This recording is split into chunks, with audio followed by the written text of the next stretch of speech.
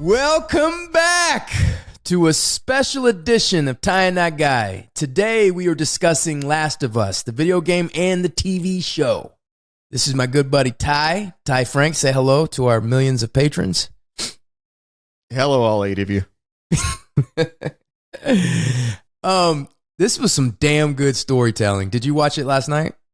Yeah, and before we start, since now we're getting into episode 2, and we'll be talking about the game a little bit, full spoiler warning is in effect. If you haven't watched the second episode of Last of Us or have not played the game, there may be some spoilers in here, so don't yell at Joseph later. He's a sensitive man, and you'll hurt his feelings. Yeah, there will be some spoilers. And one of the things that, because I haven't played the game, so I really, you telling me about the game is really interesting to me. It's almost as if, it's like when I tell my kids about movies that they can't see yet, like when I tell them about Predator, it becomes like it lives in their imagination. They keep thinking about it. So I'd like to start off and you kind of talk about, what your impression was of the show, but like also the similarities of the game. Like, was Indonesia in the game, that whole story of Jakarta? No, that's a new story that's added. Keep in mind, in the game, the point of view, the character that you play as is Joel. There is one section of the game where you briefly play as Ellie. And those are the only 2 point of view characters that we have in the game. So whenever we cut away from Joel to show something that he can't see, that is something that is not in the game. So the Jakarta stuff, not in the game. That cold open with the scientists talking was not in the game. And also, I was talking to Janae about this as we were watching the second episode. Anytime we cut away to like the Firefly leadership talking to each other and Joel's not there, that's all new stuff. That's not in the game. Well, then let's talk about that opening for a little bit, because do you feel the same way? We're both Chernobyl fans, and Craig Mazin created Chernobyl, and he's one of the executive producers right on this show. But I feel some similar themes and similar feels of the Chernobyl situation, where really smart people are seeing the pieces down the road, doing the math very fast and realizing we're all fucked as the audience is kind of catching up. Yeah. And I loved the prologue. I love the opening. Again, we talked the last episode about, my fascination with these cordyceps and what it does to ants and everything, and the fact that they're using and I think we talked about this, but this is the same reason that the zombies exist in the game with the fungi. Okay. Yes. But I really enjoyed the prologue, that whole opening, and I enjoyed the pacing, the anxiety of it, the mystery. Why were the police coming in? Who was this person? This was very skillfully done. Little exposition, but gave us a lot of background on the disease, created a little bit more context to what we were watching. It doesn't really have any connection to the actual story of Joel and Ellie and their central story, but it does provide context of what's happening. And it was extremely powerful when they're sitting down and she already connects the dots and she knows. Yeah. And he's thinking, okay, so we're going to get a vaccine. We're going to figure this out, and we're kind of getting an idea of the origin of this thing, right? It happened in Indonesia. It was in a flower and rice plant, I think it was. And she says those are ideal conditions. And he's like, okay, so what we're going to do a vaccine, we're going to do this. And she's already figured it out, and it's just slowly going in onto her reaction. And she says, bomb. You're going to have to bomb this city. Well, so the similarity there, and I agree with you that there is this similarity with some of the storytelling in Chernobyl. And it seems like Craig Mazin has a fascination with these sort of apocalyptic scenarios. So we've lived a long time, like our generation and the couple generations before us, the generation since World War II, have lived entire generations without anything really bad happening, right? I mean, you had World War I, it was followed by the Spanish flu, which killed a huge chunk of population. That was followed by World War II. 55 million people died in that war. A bunch of people died after the war of starvation. And there was these devastating moments in history, but we're so removed from it now, it's history to us, right? And we grew up in the era of vaccinations and antibiotics and all of those things. And I mean, we basically wiped polio out with vaccinations. We basically wiped smallpox out with vaccinations.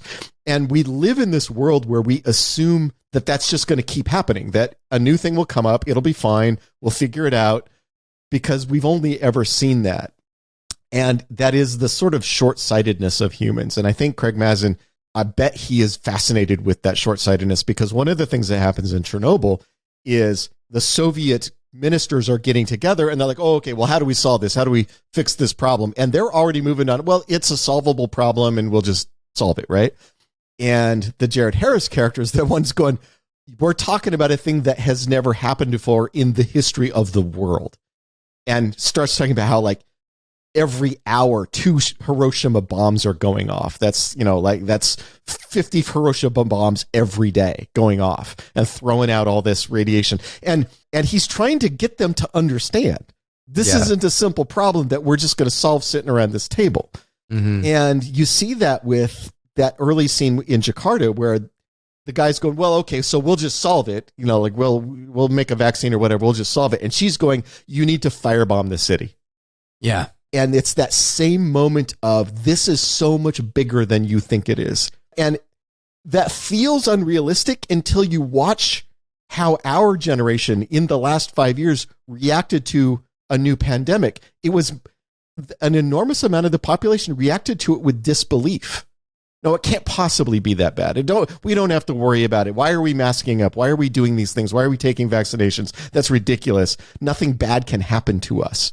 And that is the inertia, the social inertia that people like Jared Harris in Chernobyl and this scientist in Jakarta in Last of Us, that's the social inertia that they have to fight against. Yeah. Because we don't want to believe it can be that bad. Yeah. It wasn't even like she said, you need to firebomb the city, you need to do this, and then I need to go be with my family. Yeah. I started crying. It's like, this is the only option, and now I'm going to go be with my family and do this. Somebody posted, I don't remember where I saw it, but it was like every generation for like the last 5 generations of what that generation had to go through and what it had to confront. And then it went to all the way till like my generation, the millennial generation. And there was like just nothing. Like they didn't have, so it was like, like you just said, like World War II, the Depression, like all this. And then there was nothing until we get to the pandemic.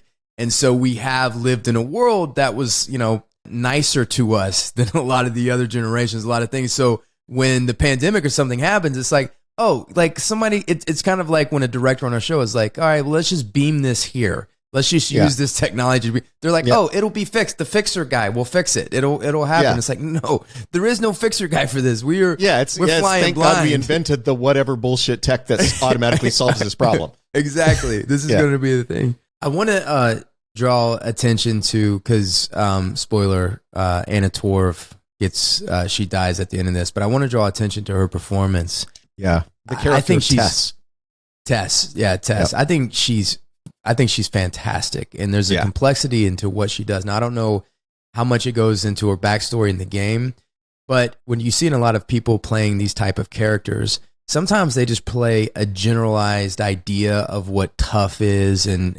ruthless and in that kind of situation. It's very general, it's non-specific. But what she does is what radiates from her is there is a warmth underneath. There was like, and the toughness came from her having to survive in this world. So you see a skeleton of what she used to be, and then you see it covered by the toughness, because the reality is toughness is covering something. And if you forget that it's covering something and it's just pure toughness, like to give an example is with Pedro Pascal, he has moments of real fear in his performance, real vulnerability. When she says that she is infected and he walks to her and he jumps back, it's not like, like Steven Seagal would not do that. Right. So there's a vulnerability to him that then makes him that much more attractive, and then makes when he overcomes his fear that much more heroic. But to get back to Tess, so because she had that, she has hope. I believe that she has hope when Bella Ramsey wakes up and she sees her and that she hasn't changed. And Pedro says, don't talk about her as if she has a life ahead of her. I think she's made up her mind then. I think she made it up even back when the first thing is like, I think she still has hope and believes and hopes that there could be a cure and believes in this girl early on. And it's so nuanced and so subtle and so complex that you see the difference between her and Pedro, where Pedro has given up. He's done. He just wants to go find his brother, but she has this hope and this belief in this girl. Yeah. And it is very well done. And it hints. Now, my favorite kind of backstory is backstory that is implied but never stated. And I know other people disagree, but I'm a big believer in the maxim of never dramatize backstory. Just let the character imply it by their behavior and their actions. And I think they've done a really nice job with that, both in the game and in the show. Is there's a moment when she says, I never asked you for anything. I never asked you to feel the way I felt. And what they're implying there with that is that she loves him and she never asked him to love her back. Mm-hmm. Right. And so real quick, what do you mean by dramatizing backstory? You could tell that story by cutting back to like a moment flashbacks? in the past, and like a flashback where it's like it shows her saying, I love you, do you love me? And him like turning away from her. You could do that, but that's the shitty version. Yeah. The good version is, I never asked you to feel the way I feel. Right. And you get the power of that moment without the terrible, jumping back in time and showing the thing happening. Right. Right. And I think they do a really nice job of that with her, implying the relationship with Joel, implying what that relationship meant to each of them individually, and why the girl seems like hope to Tess and seems like future pain to Joel. Like, I think Joel sees the girl and he just sees somebody who's going to die and revisit the pain of his daughter's death with him. And Tess sees the girl and sees maybe the world can be better than it is. Maybe we can fix what happened and we can all live better. And showing their two reactions to the existence of Ellie tells you so much about who they are as people and where they are emotionally at this point in the story. Right. And it's really good storytelling. And they did a nice job with the same thing in the game too. So, give a lot of credit to the writers of the game. And, we don't talk about game writers much on the show, but, that was my first love, was game writing. I wanted to be a game writer. The Expanse started out as a pitch for a video game. Mm-hmm. And I have a great respect for game writers who are good at this kind of storytelling. Mm-hmm. And the people over, I think Naughty Dog is the name of the company that made Last of Us, but I don't know who the name of the writers of Last of Us, the game, were, but they're good. They're very good at their jobs.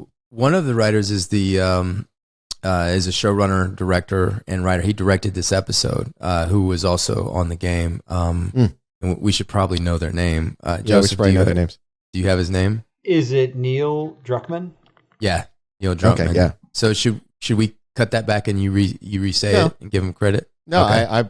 I'm fine not knowing things. Okay. Yeah. So Neil Druckmann, apparently the writer on the game too. Thank you, Joseph, for pointing that out, because I'm bad at remembering anybody's name, even if I know them in real life. So it's not unusual for me to forget names of people I've never met. But yeah, they did a fantastic job writing the game. It doesn't surprise me that they're also good at writing the show. There's a lot of great storytelling moments in this that are really subtle. Like even the fact when they were walking, like how she was so far ahead. Tess was so far ahead, and then she was so passionate about. She kind of snapped at him, and she's like, will you fucking believe in something good for once in your life? Like, this could be real. This, for once, we could win.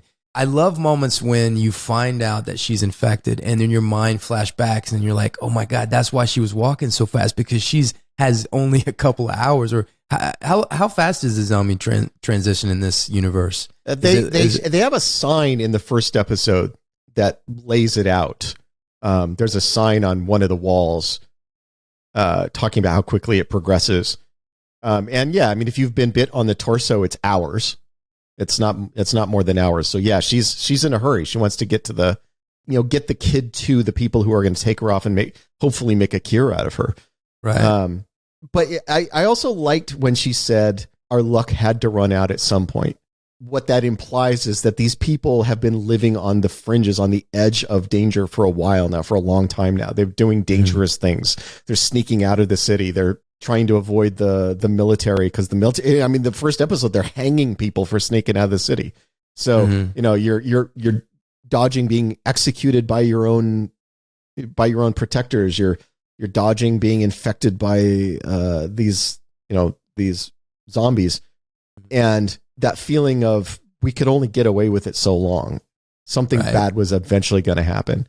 Yeah. Yeah. One thing that this show does very well, that makes me happy, that bothered me sometimes with The Walking Dead, or it took me out of it, is like The Walking Dead, they could be swarmed by hundreds of zombies and they're just popping off perfect headshots. The whole, like, everybody that's never even held a gun or whatever, they're just popping off purpose headshots. The zombies are falling everywhere. This, number one, they keep it small. There's two, they call them clicker zombies in the thing. And so there's two zombies and they're in this room. And this had more power for me than most big zombie scenes, because it was sloppy, because the zombies were coming. The tension and nerves that they had were real, and they were incorporated into their combat. So they fired a couple shots. As they're running, they're firing. They missed twice. They're just scrapping to survive. And it's only when they get him sitting still and they shoot him in the face and they win. And so there's a lot of really great moments in there. And one of the another great storytelling moment is when Pedro and Bella were separated. And it was the first time where they're alone and they have to rely on each other. And that's when he's like, shh, they can't see you. They can hear you, the clicking. And one of the things I want to ask you is, how does the clicking work? Like, are they clicking to find them? Or? I didn't want to spoil this last time we talked after the first episode. You were asking about the fast zombies, and I said, and there's other kinds of other developments that happen the longer you've been infected. And specifically, I was talking about things like the clickers. When one of these guys is a clicker, that means they've been infected for a very long time. And it's like the thing bursting out of the ant's skull is basically like they're almost all of their cranium has been taken over by this mold, and it's bursting out through the skull. So now they're blind because they don't have eyes anymore. And so what the clicking is just like the way a bat sees. So the clicker will make high-pitched noises like clicks or shrieks, and then it's listening to the echoes. And that's how it's sort of, it's echolocating like a bat does.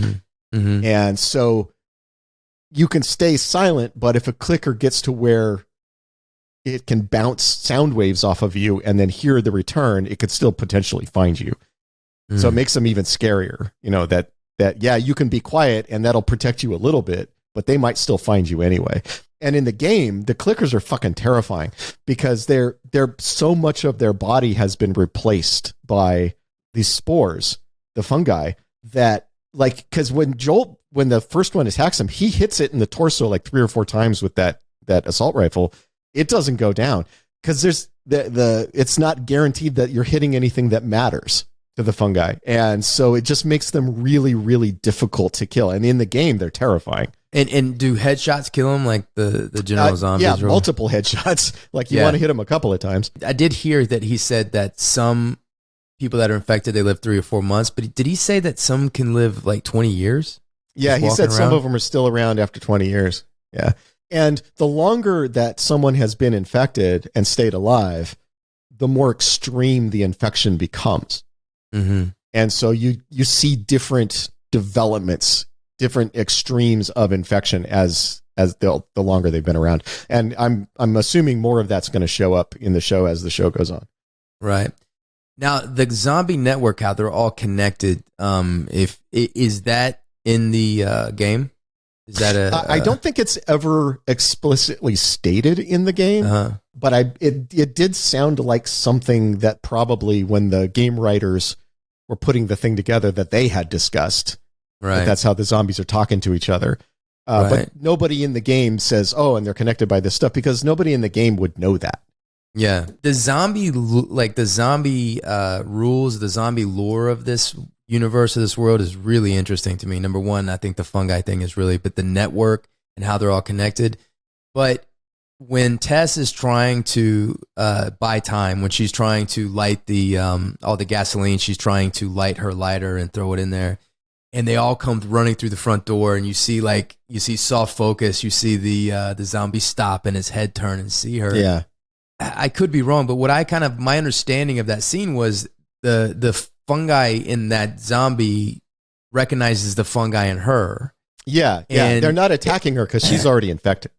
Yeah, and so there's like a gentleness that it has with itself, right? Because it's like it'll just like if the other humans that are running or fighting and they're pure human, like they're fucking vicious, right? They come in, but the fact that it sees itself, there was like it slowed its pace down. It came over. There was like a gentleness. But what was the point of the exchange of the spores? I don't know. I don't know. I mean, that's not something that never comes up in the game. Yeah, my understanding is that they saw that she was infected. They saw that there was one of them, and it's like the fungi has a relationship with itself, right? It's like a connection, and so it was just coming over and helping her along, like it was like helping the transition. And what I was thinking is as she's doing the lighter, like was becoming less and less of herself, and it was like her last bit of consciousness to turn it on, and it goes and blows the thing up. And so that leads to my next question, which you probably don't have the answer to, but I wonder how much of your human consciousness is still trapped in there, with like, are you trapped in there like the sunken place of Get Out? I don't know because, and certainly by the time something has reached like that clicker stage, there is nothing, there's no brain left. Your nervous system is being replaced by the fungus. So at that point, there wouldn't be any of you left. When you're first, infected and you're still mostly human, I don't know the answer is if there's any of you left in there. I mean, I think in terms like if you want to like make it more of a nightmare, it's like imagine you being trapped in there, kept alive by this fungi. Like you can't die, but you're like not in control of yourself. It's like the sunken place of Get Out. Yeah, that's terrifying. That's horrible. That would make me fear it way more. And then there was that nice moment where Pedro was like just takes off, and it's kind of like leaves her there, and it's kind of like. It's almost like he kind of blames her a little bit of what happened to the person that's close to him. And I think, the Joel character is the character for whom the worst thing that can possibly happen has already happened. Whatever part of him can love things and engage with the emotional side of life has been cauterized. And he's just sort of going through the motions at this point, right? Right. And when she says, I never asked you to feel about me the way I felt about you, what she was saying was, I loved you and I knew you didn't love me back. And he doesn't say anything when she says that, which is, for me, as a storyteller, him agreeing, saying, yeah, I just didn't have it in me. Because the thing he loved most in the universe, the thing that was the entire purpose of his life, died in his arms. That part of him is dead now. Dead. Yeah, that part is dead. Yeah. And there was that when she was affected and she's like, go and I'll buy you time. There was a split hesitation. Then he's like, fuck it. And he grabbed the girl and he's like, we're out of here, And so you see that, that part of him is cauterized. Part of him. And he also knows that he can't save her. Yeah. Yeah. And I think more than anything, Joel is, of all the characters that I've enjoyed, seeing their story, Joel is the most realist character. Not real, but realist. When somebody's a realist where they try to believe things that can't be true, he's just that guy. Like, he has never seen anybody survive an infection. He's watched probably hundreds or thousands of people die of them. When she shows that wound and the spreading fungus under her skin, he knows she's dead and pretending like she's not. He still believes Bella is going to die. But now that she had the second bite and it doesn't happen, I think even he is starting to be like, all right, what's going on here? Yeah. A realist is somebody who believes evidence and sticks with the evidence. After a second bite and no spreading infection, even a realist is going to see that and go, oh, there's something happening here. There's something, there's something to this. Does Tess die in the video game? Like, does that whole thing happen the way that it happens in the video game? Yeah, even at the same location at the Capitol building. But the difference in the game, Jesus Christ, I need to play this game. I mean, if the story difference in the game is sophisticated. there's a whole chunk of the gameplay that they've cut out from the show, and I understand why they did it. When they get to the Capitol building, if my memory is correct, and of course I haven't played this game in years, so I could be misremembering some things, but if my memory is correct, when they get to the Capitol building, there are still Fireflies there, but they're in a battle with Fedra. The government, sort of. Military police, military, the military dictatorship. And Fedra winds up invading the building and taking all the Fireflies out, and Joel and Ellie have to run because the Fedra's coming after them. And in that version of the story, Tess sacrifices herself to hold Fedra off so that Joel and Ellie can get away. It's the same emotional beat, the same emotional beats to the story of her being infected, them having a moment together, and her saying, I'll hold them off for you, get her out of here. It's that same thing. It's just in the show, they've cut that sort of human battle element out of it. And I understand why they did. It's more streamlined the way they did it. I really enjoy it too, and I love how nature's taken back over the cities. And it's one thing that you kind of lose touch with, like if you live in a city, because like if I when I go work on my farm, it is very clear to me that nature, like if I miss one season, nature's taking that bitch over. She is coming and taking it back over. I'm constantly having to cut down trees and bush hog the grass and like take spider webs down, and animals are moving into my well house, and like I'm constantly like fighting to keep it like where humans can live there. It's constantly taking over. And the reality is that nature's going to win. It's going to, as soon as when we're gone, it's going to be okay. It's going to clean the air. It's going to clean the atmosphere, and it'll start over. Yeah. So I'm watching the second episode with my architect and engineer wife, and when they go out into the city and the one building's tipped over and leaning against the other building, she goes, "Oh, that's really dangerous. You shouldn't go anywhere near that." I'm like, "Really? Buildings can't just lean against each other like that?" She's like, "No, that's coming down any minute now. You don't want to be near that." I'm not an architect like your wife, but I probably would have drawn that same conclusion. All right, this was fun. I'm really enjoying this show. I think it's a lot of fun. I think it's really smart, and it's really great storytelling, and I'm super impressed. I mean, how close it is to the game. I mean, the game, like this sophisticated storytelling, it's like, hats goes off to the people that created this game. Yeah. And there's a reason why it's still a huge title. I mean, I went and looked on, my wife and I just got our PS5s recently, and I went and looked, and the PS5 version of Last of Us is selling very well. And that's a 10-year-old game, and it's still selling really well. There's a reason why. It's a beloved title. All right, this was fun. Thank you guys for hanging out. Please like and subscribe. Say goodbye, Ty. Goodbye, Ty.